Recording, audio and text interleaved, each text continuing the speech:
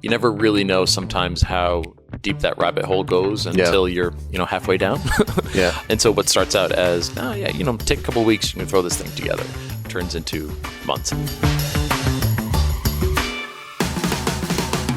Hi, you're listening to The Secure Developer. It's part of the MyDevSecOps community, a platform for developers, operators, and security people to share their views and practices on DevSecOps, Dev and Sec collaboration, cloud security, and more. Check out mydevsecops.io to join the community and find other great resources. This podcast is sponsored by Snyk. Snyk is a dev-first security company helping companies fix vulnerabilities in open source components and containers without slowing down development. To learn more, visit snyk.io. On today's episode, Guy Podjarny, president and co-founder of Snyk, talks to Douglas DePerry at DevSecCon Seattle. Doug is the director of product security for Datadog. Prior to that, he led the bug bounty program at Yahoo. Much of his 10 years of experience in the security industry is on the offensive side, as a security researcher and consultant at LeafSR and iSEC partners, and helping establish the Yahoo Red Team. He's also worked for various defense contractors as well as the US Army. Welcome back, everybody. Thanks for joining us again to The Secure Developer. Today we have another DevSecCon special edition version of The Secure Developer, and we have with us Doug DePerry from Datadog. Thanks for being on the show, Doug. Absolutely. Happy to be here. So before we dig in, tell us a little bit about what you do. Yeah, sure. So I work in security at Datadog. I've worn many hats in my 3 years there. I was originally hired to be the director of product security. But, for the first year or so that I was there, I was doing mostly infrastructure security stuff, which I'd kind of learn on the fly. And then, after that time, I was concentrating on product security and building out that team and building out that practice. We tried to focus on a few different areas within product security. We had a team of developers, working to create applications and services and secure libraries and things like that. We had a team of breakers who were doing code reviews, pen tests, almost like internal consultants. And then one of the other things that I was focusing on towards, over the last 6 to 12 months was customer safety. And that's almost like a incident response threat detection team, but at the application layer. So all of those fall under the product security mantle on it? Or is it things you did beyond? They did. And so recently we've gone through some organizational changes as we have, with security as the company has continued to grow. Datadog's been, I won't get into too many buzzwords, but, hyper growth. And so it's as, the population of the engineering team has exploded. And so as we do that, we've consolidated some of our things. And so I've been focused lately on defensive efforts, right? And so what we did was we took the product security team and the infrastructure security team, which were doing very similar things, but at just, different ends of the stack and combine them into a security engineering team. And so we now have several teams of developers focusing on platforms and services that's consumed by the security team as well as, the rest of the engineering org. Mm-hmm. We have several teams of breakers now that are focused on infrastructure scanning and penetration testing, as well as code reviews and design reviews and things like that. And then, so my piece of this new pie now is active defense team, which is, concentrating on threat detection, alerting, things of that nature, as well as customer safety, which is, mainly we're focused on preventing account takeovers and helping to provide secure defaults for customers within the product. Yeah. So at the risk of going down a little bit of a rat hole, just like product security and infrastructure security, I guess they're now security engineering, but correct. Isn't infrastructure like in a SaaS company like Datadog product? What was the logic behind sort of separating or merging them? Yeah, sure. I think it was just, and if you look at any number of companies with large security teams, especially modern software and technology companies, there's not necessarily any one good way, best way to do it. And so I think just that was what the CISO had decided when he did it. He's like, hey, I know this guy, Doug, he does application security. He's been doing it for a while. I want him to come in and be director of product security. And my coworker, Noah, he's really good at infrastructure security. We can have him build up that team. Yeah. And I think it was just kind of the model we chose more at the sort time. Of playing to people's strengths versus kind of some logical separation from it. Yeah, exactly. And there wasn't, it's not like there was, a ton of overlap, even though we were each kind of separating our teams into these specific things of building and breaking and threat detection, that sort of thing. So understood. Just trying a different way of doing it. No, I guess iteration is the key. Yeah, I'll let you know in a year or two. Indeed. How it all works out. So, Doug, you were part of a great panel yesterday. There were a lot of great questions and conversations in the panel, which, I guess I'll just encourage people to go watch the YouTube video to sort of see the whole thing. But digging into a few of the topics, one of the key themes that did repeatedly come up when in this panel of like modern security organizations was around kind of developer buy-in, right? And around sort of engaging with developers. Can you tell us a little bit, how do you see and how do you maybe enact, engagements with the engineering teams, from the security team or the security engineering team to help build secure software? Yeah, sure. So we've tried a number of different approaches, over the years.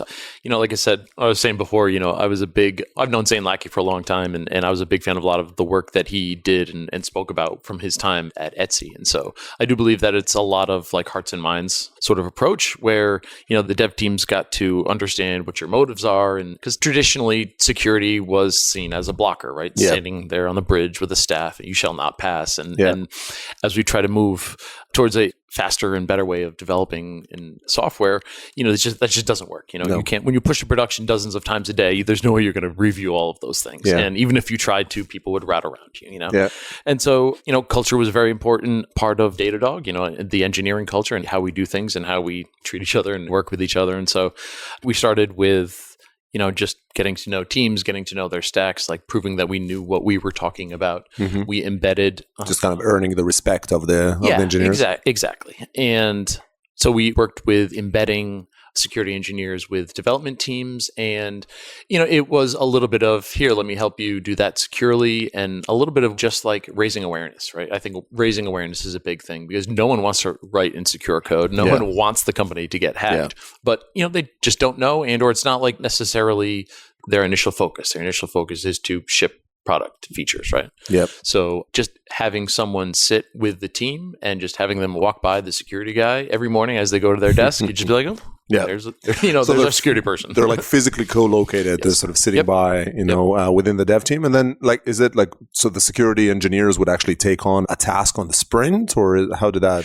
Sometimes, depending on the team, depending on the general, pieces of the application that they were, that the dev team happened to be working on at the time. And so like some of it was, here, let me help fix some of this low-hanging fruit of these security bugs. I can fix this, I can fix that, and help kind of teach and learn along the way as well, and just kind of help to push the mindset that security is everyone's responsibility. But we've also had really good luck with doing that on a more temporary basis. 2-3 weeks, a month or two, or a quarter, you embed someone with a certain team because resources are finite, right? I can't embed a engineer with every single dev team. Yeah. But we had a lot of good come out of that as well, and just like information sharing from both sides. We can learn about how that particular team works better. We can provide them some value by fixing some bugs, or just having someone that's sitting there they can just bounce questions and bounce ideas off of, whether they're building something new or just maintaining existing code. Yeah. No, fascinating. I mean, it all comes down to people and kind of, as you said, hearts and minds, kind of Zane's. Do you cement that practice today? Like, you talk about a bunch of these things in like past tense. Is this still the current methodologies? Is there anything more different or sort of, like an evolution of that you've gotten to? I mean, for the most part, we still have engineers that are embedded with certain teams. We haven't done the temporary, we just call it TDY, or temporary duty, where, they go with the individual teams for a short period of time. Shift, yeah. Yeah. And so, honestly, we just kind of got too busy. It was a good thing in a way, right? So all this raising of awareness and trying to understand what's happening in the organization, and just because I'm talking about starting from scratch here, essentially. And so having, knowing that, trying to put forth the idea that the security team is here, we're here to help you, we're here to make your job, your life better, easier, hopefully faster, was kind of the original goal there. And so once the awareness started to grow, we started getting a lot more inbound requests for code reviews, design reviews, architecture reviews, that sort of thing. And yet we were hiring fast, but the engineering team was hiring even faster, and they were much larger than us to begin with. And so it just, we weren't drowning, but we were very busy. And so we didn't really have a spare resource, to be honest, to go kind of do this thing with the team for a while. I think, I love this as a kind of a model or sort of some bit of advice, because it actually talks about the situation that most organizations are in, which is they don't have it, set up already. And I guess what you're describing is a culture shift. So once the culture has been established, then maybe you don't need kind of those artificial kind of mechanisms anymore. You can sample them and kind of cement it, but mostly it's around that inbound. So Sounds awesome. It sounds like the right model. So, and this was also, like kind of in line with a lot of the topics came on the panel. Another kind of big theme, I guess, related, because as we talk about developer adoption, was tooling. What's your approach to tools, technology tools, security tools that you sort of pull in? How do you judge them? And then, what's important about embedding them, about being successful with them?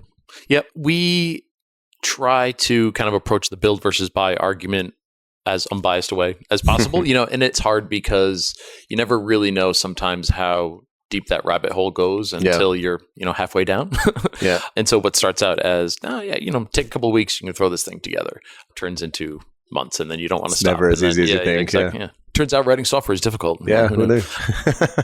But no, I did really embrace the fact that, security needs to write more code and need to automate more. That's how you're going to get this force multiplier effect and be able to keep up with the speed at which code is being deployed.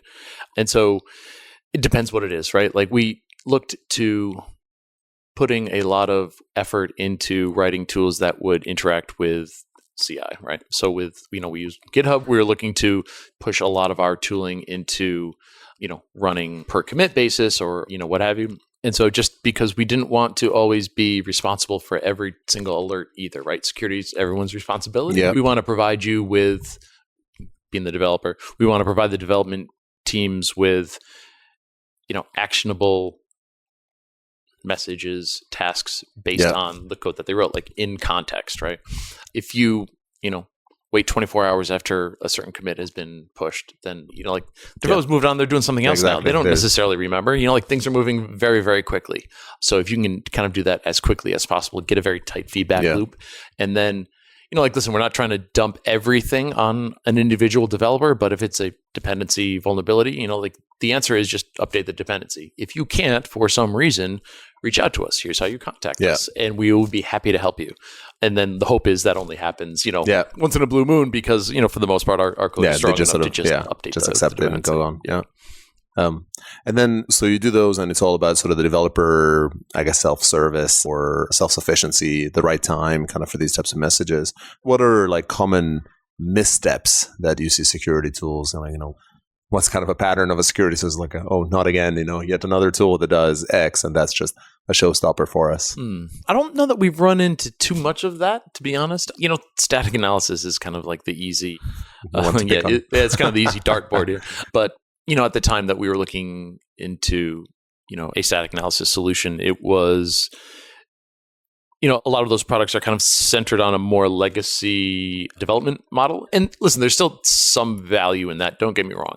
There are certainly a large amount of compliance frameworks that require, X amount of scans. And it's whether or not that stuff is good or not is beyond the scope of this conversation. But you still need to be compliant. Yeah, exactly. And so that's why we had to get that thing. I'm like, well, hey, look, we paid for this thing. Let's see if we can work it into, the workflow that I was just describing. And so that's what we did. And so we wrote a tool we unimaginatively named the middleware. And it was essentially a framework that we could create additional plugins for. And so we had our static analysis plugin, and we had our dependency vulnerability plugin. And, the idea is that we can kind of grow these plugins. We have the framework they can run in that handles the comments on the PRs and at what point they should be running, depending on how long that plugin need. A static analysis plugin could take some time to run, even if it's just a small snippet of code. So that was kind of, that was our approach. And then there was two folks on my team that actually, spoke about their work at LastCon and DeepSec in 2018 and try to share that knowledge. Yeah. I like how that takes advantage of the different makeup of the team itself as well, right? Because if it's people that can write code, and they can take these solutions and adapt them to the way you're working versus, maybe being a bit more captive to sort of having the tools be perfectly, matched to your surroundings. So, each one of these is an hour's conversation in its own right, but, just sort of teasing out. And I do think that people should watch the full panel. Not all of this was discussed over there. Maybe one last bit that did get raised there was one on measuring success on it. So, talk about tighter feedback loops, but even not just the tighter, the bigger feedback loop. How do you see that? You talked a little bit about the ability to forecast as something to maybe a focus area for the industry, for yourself, but how do you know if you're doing your job well? How do you measure yourself, your team? Yeah. Every day that goes by where there's no, reportable incident, no. Well, it's a measure. Hopefully it's not the only one. But it's difficult, right? And I think the fact that, and I believe Zane said this on the panel towards the end there, the fact that that question is asked and everyone's kind of like, yeah, good question, tough problem, like that's not good, right, for the industry. Yeah. I think the closest thing that I've seen as far as trying to do better at that is what Ryan McGeehan has done with forecasting. So he had published a ton of blog posts about it.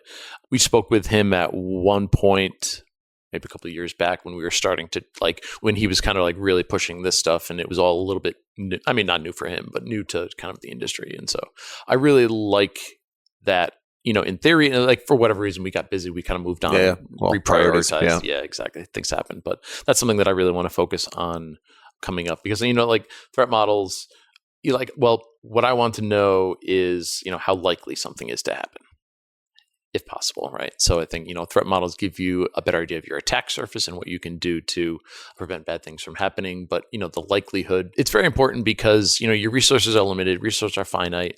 We all know you need to focus on the thing that will get you first, but how do you really decide that? Yeah. And I think, the more that you can, because it's difficult to measure certain things right now, it makes that very difficult, or it makes that error prone. Yeah. And so I think forecasting, if done correctly, can really help with that. Yeah. No, I think fundamentally it's as imperfect as it is, right? Just a muscle that we have to build. Yeah, exactly. You're forecasting one way or another. You're forecasting. You're deciding what to do next quarter. So you're guessing at something there, and you might as well make a science out of it and try to sort of make it exactly. more. And it's just even, you can come up with a priority list every day, but it's going to change by 11 a.m. and then it's going to change again by 3 p.m. and then it's going to change 4 times overnight. And it's difficult to keep up. And so I think, and it's just the world we live in, right? It's just, technology is moving very quickly, security is moving very quickly. And so, having, if you can kind of isolate certain things to focus on, I think it'll provide you with much better bang for your buck. Cool. So before I let you go here, and we're kind of going long already, maybe one kind of question that didn't sort of get a chance to ask on the panel, which is, you've been through this journey, what's the one kind of key evolution or key learning that you can point to, a thing that surprised you that you didn't expect and you think is actually significant in how you operate today? The first thing that kind of comes to mind, to be honest, is the people aspect of security.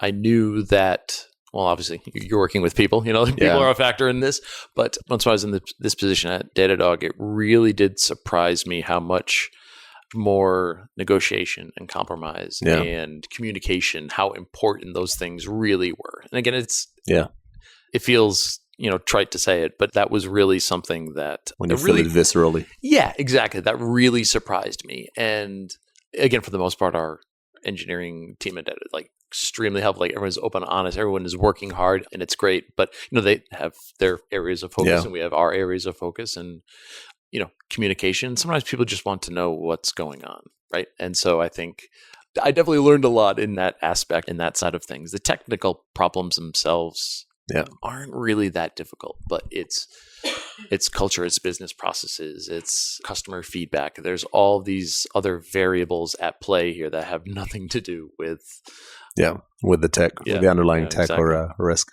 That's great insight. Doug, thanks for coming on the show. Absolutely, it was great. And thanks everybody for tuning in, and I hope you join us for the next one. Thanks for listening to The Secure Developer. That's all we have time for today. For additional episodes and full transcriptions, visit mydevsecops.io. If you'd like to be a guest on the show or get involved in the community, you can also find us on Twitter at mydevsecops. Don't forget to leave us a review on iTunes if you enjoyed today's episode. Bye for now.